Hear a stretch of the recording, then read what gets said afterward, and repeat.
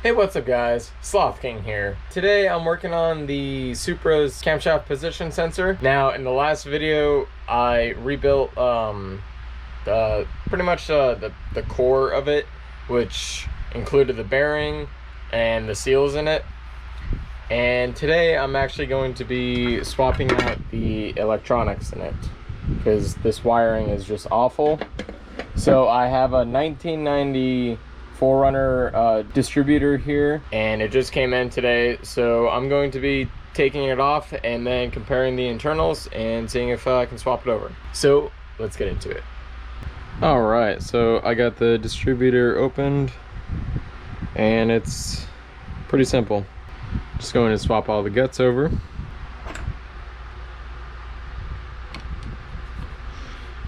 So these are just screwed in.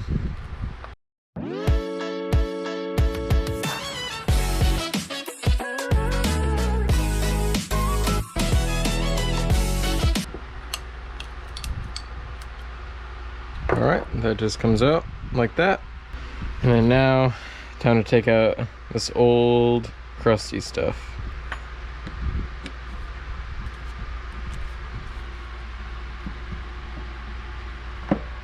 Might have to spray a little bit of PB Blaster on here. Alright, I'm gonna let that soak and then I'll be back, guys. Okay, so I got all the screws loose.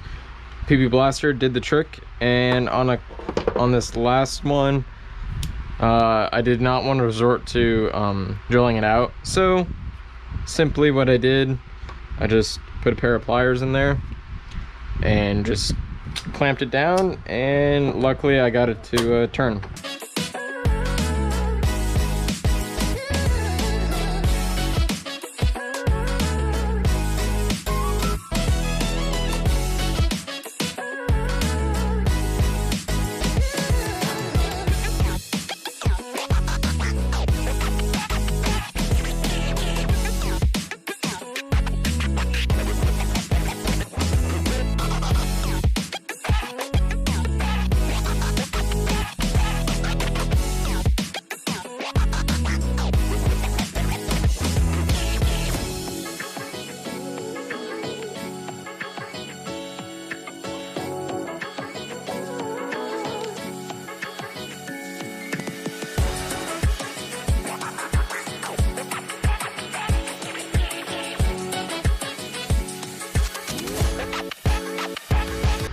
So the only thing I might have to do, I might have to extend these wires.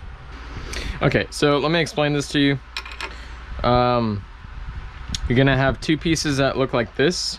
The flat part of the blade is gonna face this way, while the round part goes on the outside of the housing.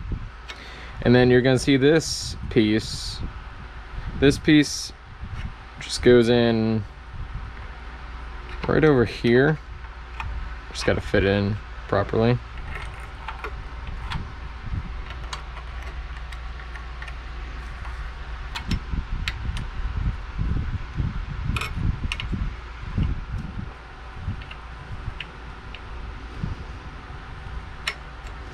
Yep, it looks like I'll have to extend those wires.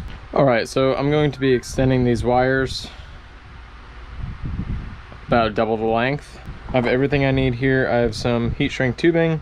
I'm probably going to use these bridges, or maybe I'll use these. I'll see how they connect. But this is everything that I used in my wiring harness overhaul. So I guess I'll cut it right about here. That'll give me plenty of room.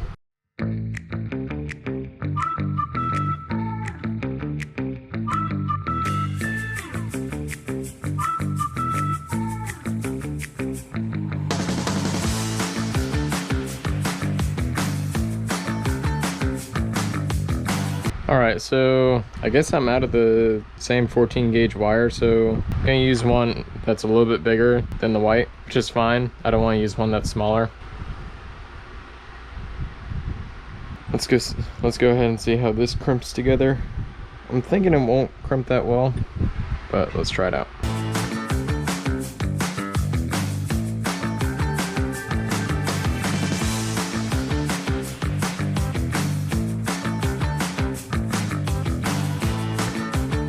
Yep, that looks pretty good. It's a pretty tight crimp.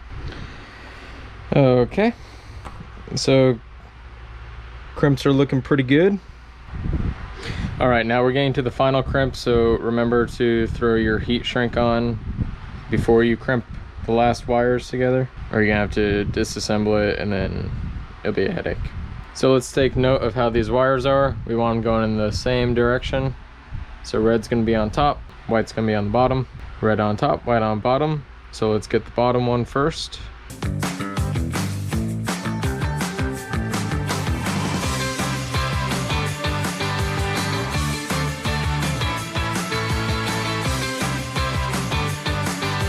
All right, now they look pretty good.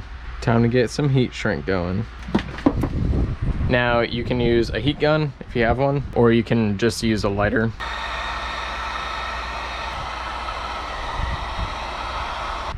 Perfect. Now before I tape anything together, let's verify the fitment. Everything fits in there pretty good. It's a little tight, but it'll be fine. So while I'm in here, I don't want to come back in here again. So what I plan on doing, I have this Tessa tape here. It's a heat protective tape. I'm going to just wrap this whole wire in it.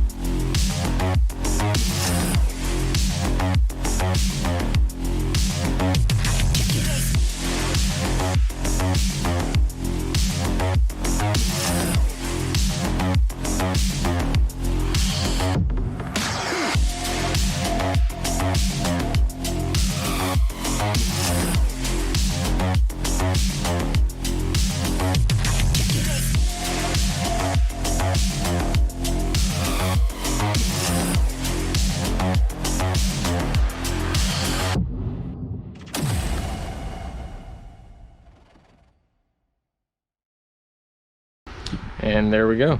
Now let's just rotate it, make sure these wires aren't going to get bound up.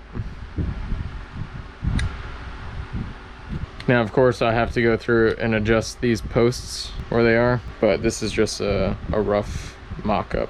Now I want these wires to go down and sit right in here. There we go. Now nothing will touch the gears. Okay, so the next thing we're gonna do, it's a little tedious. I don't know the distance for this one. I think it's about the same, but you're gonna need a feeler gauge and you want it 10/1000ths of an inch of clearance. So first things first, let's do this. It's way too wide. So I'm gonna loosen this up. You're gonna put your feeler gauge right up against the post.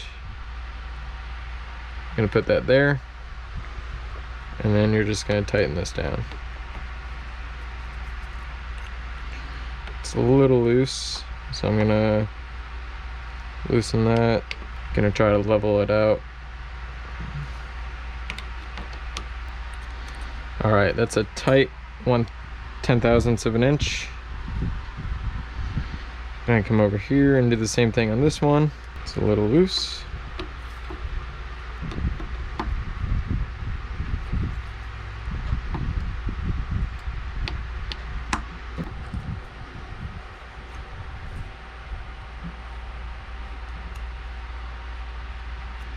That's good. And then down here on this one should be the same.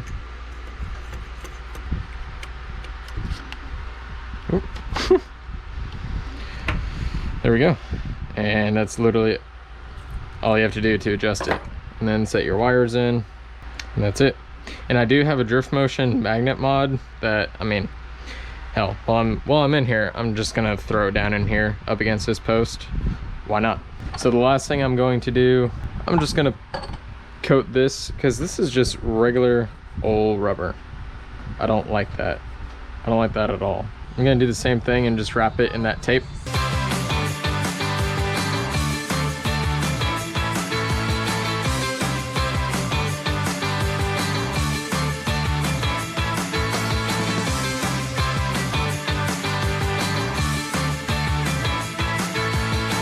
And there we go, guys.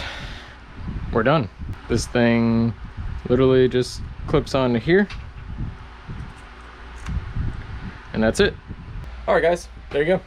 That's how you upgrade your 7M GTE camshaft position sensor. Your full, that's how you do the full upgrade.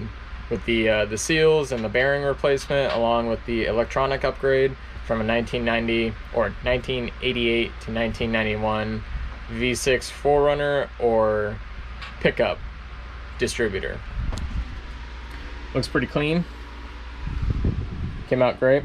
This part was actually the easiest part to do. I would say this will take you about an hour or two to complete. And the only thing that's left to do, I need to order a seal for the cover. I'm probably gonna order a new cover as well. I'm gonna have everything that you need in the description below for you guys to do this whole entire upgrade if you want to do it yourself. Now, the first part was the hardest part to do, so if you can't do that, I would suggest taking it somewhere or sending it in for that part of it to get rebuilt, and then you can just upgrade the electronics afterwards. If you guys found this video helpful, go ahead, leave a like, comment below if you've done this or if you want to do this, and go ahead, subscribe to see more videos like these. Later.